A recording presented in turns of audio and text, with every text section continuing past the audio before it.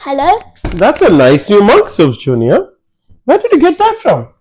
Look, the Emirates Stadium. Wow. And it says to Vyom Subramanian, happy birthday. I hope you have a great day. Bakayo Saka.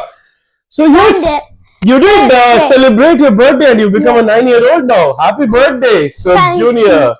So, in case you're all wondering what this is, my dear sister bought this for my birthday, and it's this mug. I don't think you can see it quite clear. Show the other side. This is it, and this is the other. This is the other side. Wonderful. So, hi, welcome back. We've taken a nice break, but we had so many things. Diwali and one of the most important events of all. Subs Junior turned 9 years old, and this was the birthday present. So, happy birthday, Subs Junior.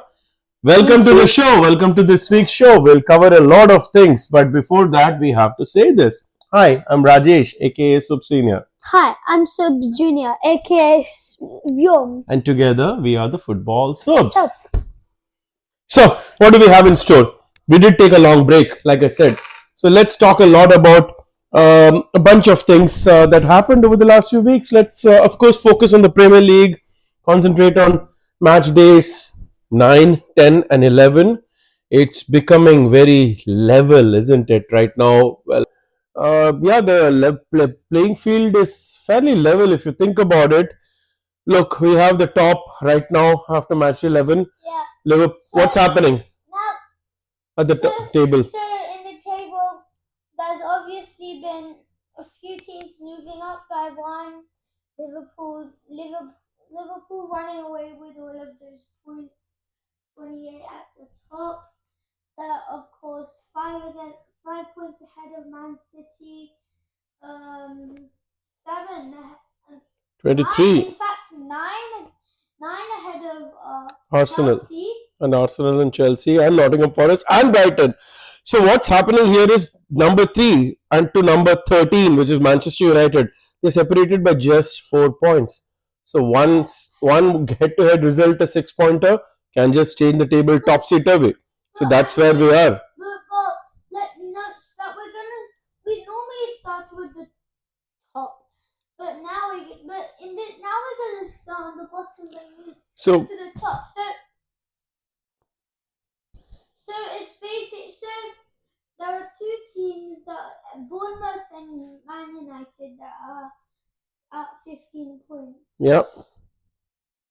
Of course. Brentford and Spurs are say 16, and then 3 teams at 18 and 4 teams at 19. But that is a bit of an arithmetic progression, right? 2, 3, 4, 5. But look, let's talk a little bit. Let's dissect on what happened in match days 9, 10, 11 and how we ended up getting here. So let's start with match day 9.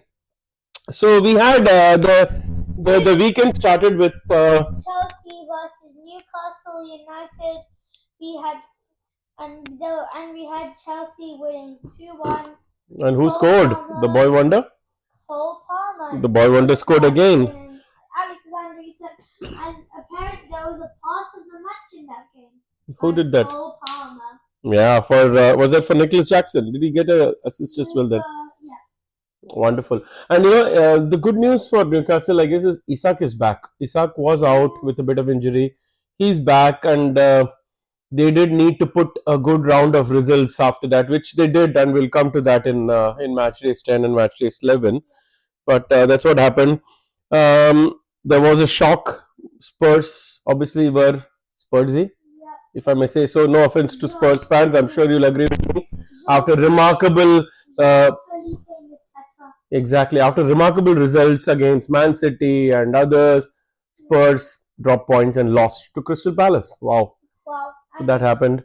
What do we say about Man United? Of course, Man United were still managerless at that point in time.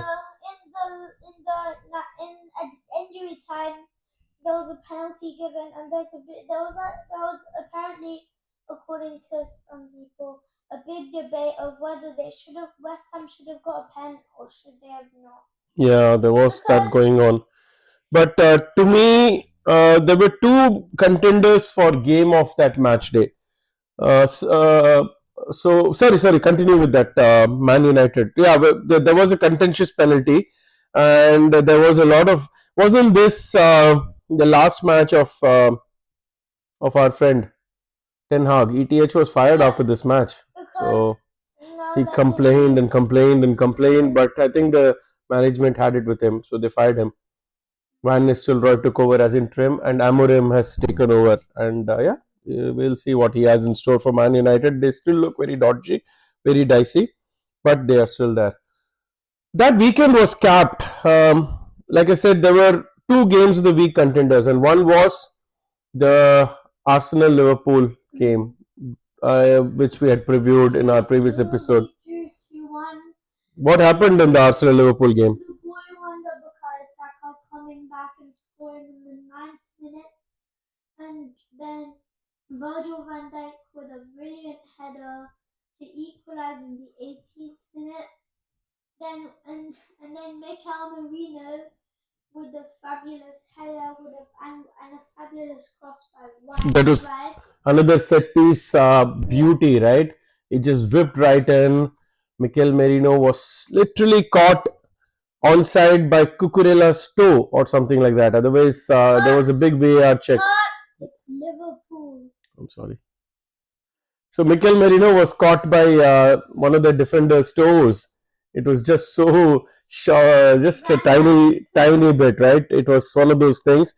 But then look what happened in Liverpool. The genius, one of the greatest ever who played the Premier League, Mo Salah, came in, and yeah, I think Arsenal had a lapse of concentration, and a late goal in the 81st minute again ensured that Arsenal did not win this season. Last year they did win 4-3, if you all remember, topsy turvy game. But as usual, Arsenal Liverpool gave a lot of goals. Last season we won 3-1. Okay, action. Yeah, so as you remember, Arsenal Liverpool always have a minimum of 4 goals over the years, and this is what happened: 4 goals. Unfortunately, it was 2-2. Then on that Saturday of that particular thing, there were a bunch of games. We did predict that Man City will beat Southampton. They did. Who scored? Erling, Broad, Haaland, the one who is on autopilot, the scoring robot, the goal bot. All credit to him. He's brilliant. Let's stay humble here, guys. Okay, stay humble. Yeah, Sub Junior, stay humble. Stay humble. Oh, okay. But I think arguably the match of the weekend was this Brentford Ipswich Town topsy turvy game, Wow, wasn't it? what a game. What a game it was! Brentford Ipswich playing away took a 2-0 lead. Brentford, you Visa. What did he do? Just at the edge of halftime. At the stroke of half time. Wasn't that brilliant? 2-2. And then the other fella, Brian Mbuemo, he did it. He got scoring a brilliant brace. a brilliant pen and a last minute goal. Wow. 90 plus 6 to get right ahead. Delap did get them the lead or get them the equalizer, but yeah, there were 2 cards for Clark. So that was one of the topsy-turvy games of that weekend. Wolves managed not to lose it and came back from 2-0 down to draw against Brighton. That was really something. Yeah, and also that was also a good game, and there was also a good game with Brighton v Wolves. Nori scoring, Cunha scoring, 2-2 draw, just like the Arsenal v Liverpool game. Bournemouth did a 90 plus 6, 96th minute equalizer to take away a point at Villa. This was just so much happening, and Everton 94th minute equalizer to take a point against Fulham, whom they hosted. So it was a very, again, topsy-turvy. Leicester has been in a run of bad form. They've not been doing really well. But hey, they faced Nottingham Forest with our favorite Kiwi striker, Chris Wood. I wish I had him on his fantasy football team. Do you know, Big Meeks? He dropped Chris Wood just before he started scoring, and Restless Football episode, he always complains, "Oh, I should have got him. I should have got him." But anyway, Chris Wood, maybe somebody you can add to your fantasy football league. Nottingham Forest is going really strong. So that was your match day 9, which meant Liverpool continued to cement their position at the top of the table, but barely, because Man City was just slightly behind them. Arsenal fell behind even more. What then happened in match day match day 10? 10. So there was also The start of the week. Shocking results. So we're gonna start with Liverpool beat Brighton. So there's so there was Kadioglu got a shock lead. One goal to get the lead, but then Cody got Poe. And who else? And Mo Salah. Again. And funny fact that when some people call when Cody Gakpo's not playing well, or they call him Cody Snackpo. That's funny. But then Gakpo scored. Yeah. Salah is scoring regularly now and for fun. And Liverpool took away all 3 points. Southampton got, I think, their first win of the season, right? They beat Everton 1-0. Wolves wanted to get another win or their first win, but didn't. Again, topsy-turvy game with 4 goals being scored in the 20 minutes between 60 and 70 and 80. That was really something. 2-2 against Crystal Palace. Arguably, on Saturday, Ipswich Town were doing very well. They were about to beat Leicester. Another 94th minute equalizer. That was really something. Calvin Phillips getting a red card, second yellow. I don't know how many. Calvin Phillips is moving a lot. But as you know, last season he moved to West Ham and got a red card. He got a red card in West Ham and he moved from Man City. Maybe he's moving again. So maybe he's on loan, of course. Maybe Man City would have used him or deserved him. We don't know. But then, arguably, the 2 top of the table results that dominated that particular Saturday, the 2nd of November, were the one at where Arsenal went to Newcastle. Our bogey ground, right? St James's Park. Our bogey ground, St James's. What happened there, Sub Junior? Alexander Isak with the header and the scoring in the 12th minute. But I've got to say, well, it was well deserved. Yeah, we didn't play very well. As an Arsenal fan. Yeah. Arsenal didn't play very well. Yeah. So that was good. And Gordon got the assist. Gordon again made a sweeping pass. What a beauty it was. And caught our backline completely, unprepared. Yeah. So Arsenal dropped points. They tried, and they got slightly better in the second half, but not good enough, unfortunately. Not good enough at all. Went chance after chance after chance went up again. There was also another shock. The biggest shock of that weekend was Manchester City v Bournemouth. Or you could say Bournemouth v Manchester City because Bournemouth were at home. Semenyo scoring in the 9th minute and Evan Ocean making it 2-0 in the 64th minute. Yeah. And I think it was Evan Ocean who scored in the 1-0 match that we were talking about. No, the 1-1 match that we were talking about earlier. What was it? Switzinia? Yeah, the one the previous weekend, you're right. Against Brentford or Brighton. Oh, yeah. Yeah. Whatever. But Josko Gvardiol tried his bit, but there you go. Man City lost, and this was their, at that point in time, second loss in a row because earlier in that week they had lost to Tottenham Hotspur in the Carabao Cup, and Man City. So they keep, and of course we'll talk about it in a bit, but they did lose 2 more. But we'll come to that in a second. But essentially, that was the status of that particular weekend. match day, match day 10. A couple of games to wind it up on Sunday, where Man United and Chelsea cancelled each other out. On Monday the 4th, and there was And also a Spurs. And now we're gonna start with. No, this is the same match day 10. Spurs. Spurs became non-Spursy, and they thrashed Aston Villa 4-1. Aston Villa, to be fair, dominated the first half and even led it, but Spurs came back. What a second half domination! And this is the problem with Spurs. Spurs, big Ange. Ange is a great manager who's very emotional. He plays well, but somehow they're so inconsistent.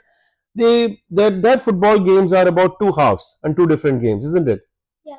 Have you ever seen a match like yeah? It's one of those things. Like but of course, yeah. Yeah. So that's what happened in that one. Yeah. Let's take a little pause. So let's then talk about match 11, which happened last weekend. This weekend, of course, is the international break. So we had a good set of games, but the thing is, it was getting a bit edgy and angsty for teams like Arsenal and Man City. What had happened was Man City had already lost their third game in a row midweek in the Champions League. They were thrashed by Sporting. Sporting CP 4-1.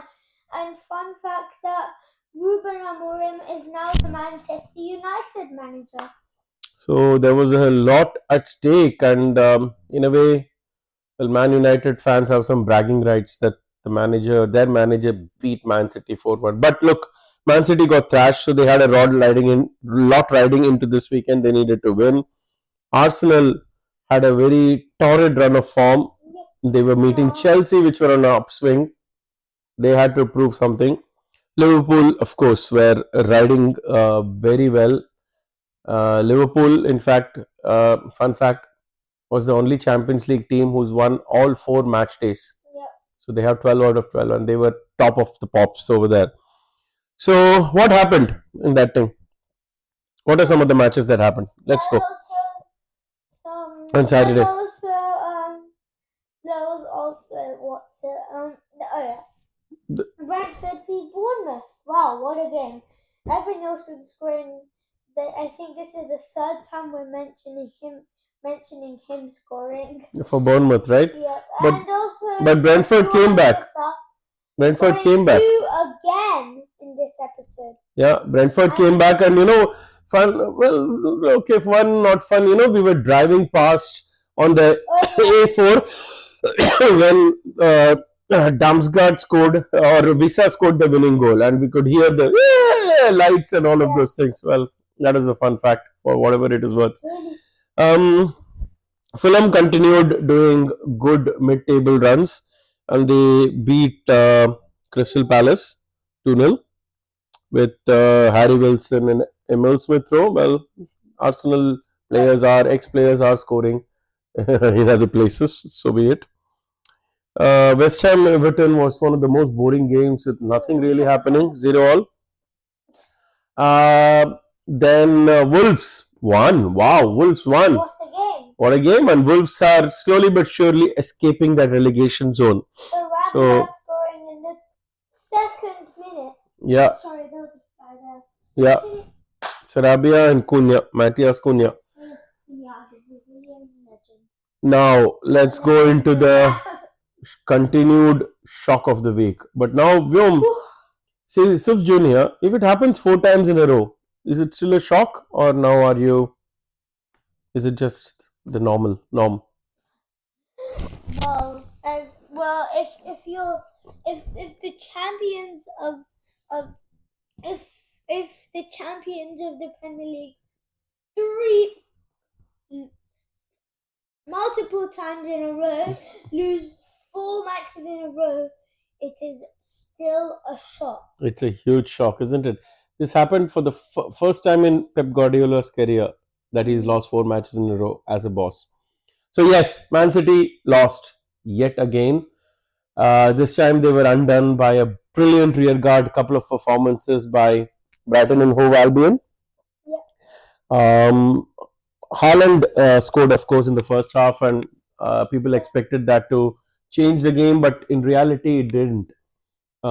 the rear guard action, and I think Man City just switched off for whatever reason. This also marked the moment when I think Kevin De Bruyne has returned from injury. Yeah.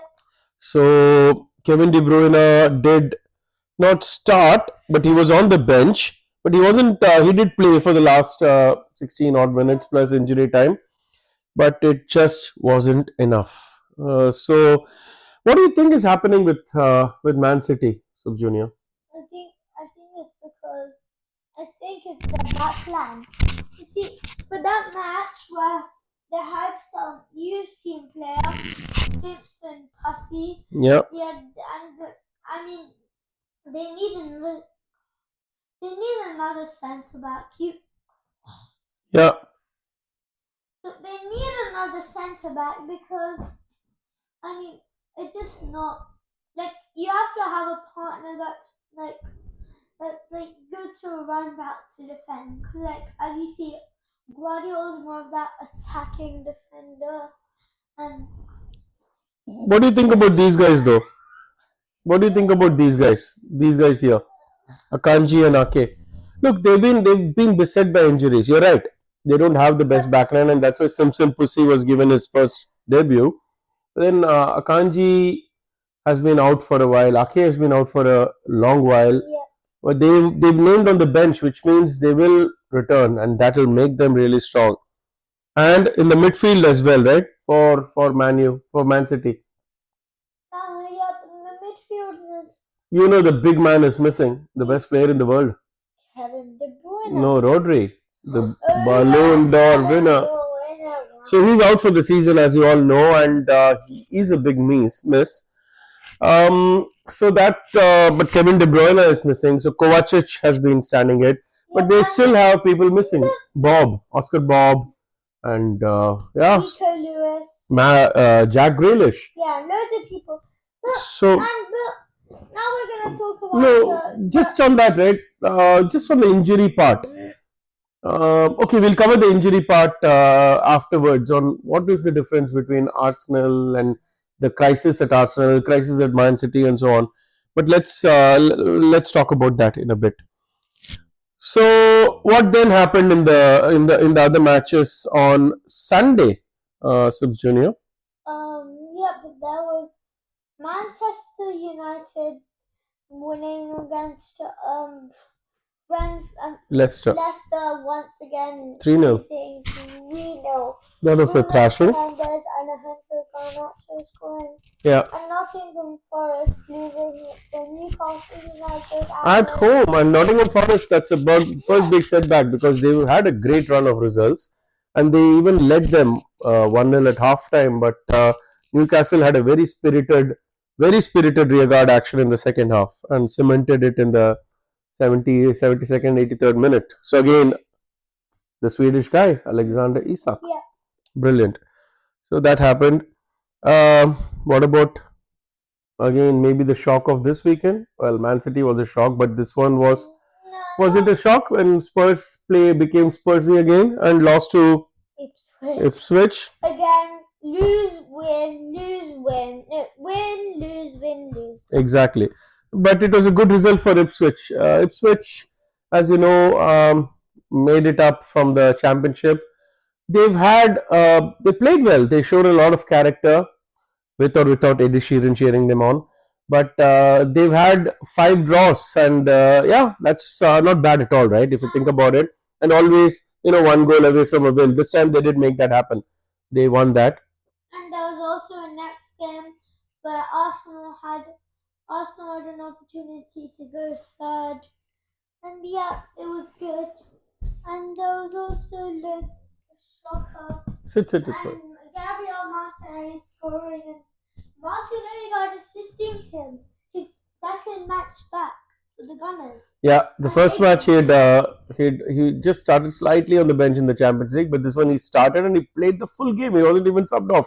So that's augurs well for Arsenal. But then Pedro Neto. Pedro Neto, of course, and then scored. From exactly 10 minutes later. Yeah. And that match, yeah. And that was also, it was really nice. And yeah, But if yeah, you, if you but if you think about it now, look, Arsenal played extremely well. They had some, but the thing is, this match was more than anything else. This match was quite even. Chelsea played very well as well. So it was a good even result. But Arsenal would probably be a little bit happier to get out with 1 point. If they'd lost, I think it may have been curtains for the title dreams. But now, I do believe with Odegaard back, that they can put together a good yeah, string of results, especially given the when Odegaard takes the free kicks, and yeah, especially given the next few matches where they host Nottingham Forest and then they go to West Ham United, then they play host Manchester United, go to Fulham, go to Everton, or they host Everton, host Crystal Palace. So a lot of those things. Yeah, and then Ipswich Town. So they have relatively, I would say, kinder run of fixtures, most of which they won last season. But you can never write anybody off in the Premier League, right? That's the beauty of the Premier League. The only game Arsenal lost last season was the Fulham away game, but in general, everything is winnable. So we'll see how it goes. But that comes to the point, Vyom, Sub Junior, about injuries. Do you think teams should they have 11 superstars? Should they just have 11 superstars, or should they have 22 superstars with one backup for each position? Well, of course, you need a backup, but you need to decide your lineup. I mean, yeah, it's good to have as many good players as possible, and as a good coach, you make players grow and to really grow and get loads of goals or assists or make good saves. That's true. Good tackles. So that's the thing. So look, there is also budgets, fair play, all of those things. What some of the other mid-table teams have been doing, which we spoke about, is that they have two or three players for each position, and that allows them to switch them around, manage injuries much better. What Man City and to some extent Arsenal have been caught out is the absence of that. So we shall see how the rest of the season pans out. Next week should throw up some uh, really interesting games. So if you think about it, we have yeah, we have loads of games in store. We have loads of games in store. So next week we have Man City is hosting Tottenham. Yep, again, this may be. Who's Liverpool playing next week? They are away at Southampton. That should be a win, I would think so. But Arsenal is hosting Nottingham. That should be a tight game. And if Arsenal stick to form and come back and go, one good thing is they've not been beaten at home this season. So they just need to get one better and score more goals. So those are some of the things that is happening. So we're back and look. So we are 11 games out of 38 out. Yep, and now we're gonna come up with. Now we're gonna bring it to a new topic, and it's the top scorers in the Premier League. Let's just review some statistics. Yeah. So who do you think is the top scorer? Very easy. There's only one. You can guess. You have 5, 4, 3, 2, 1. Erling Haaland. With 12 goals.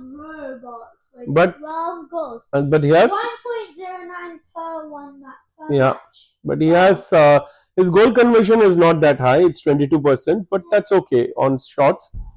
But look, because he's there, he always scores. Yeah, 2 minutes per goal.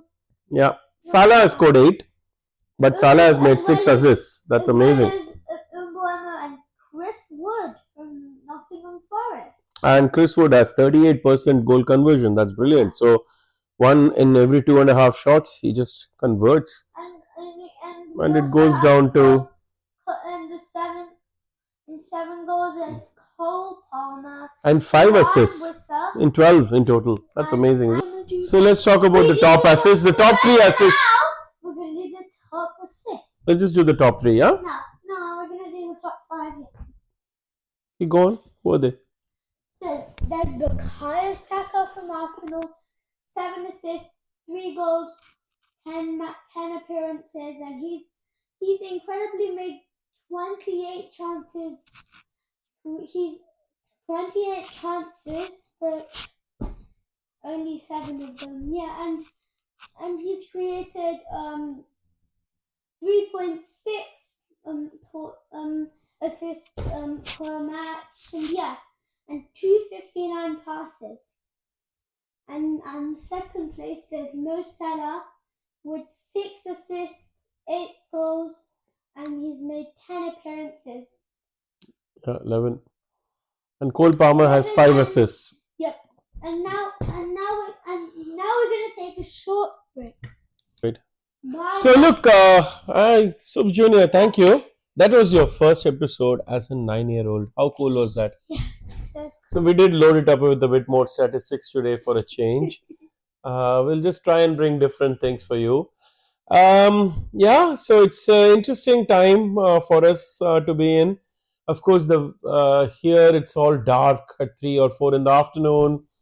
So what? Then the 3 o'clock kickoffs always start in light but end in dark. 5 and 7 kickoffs are always dark.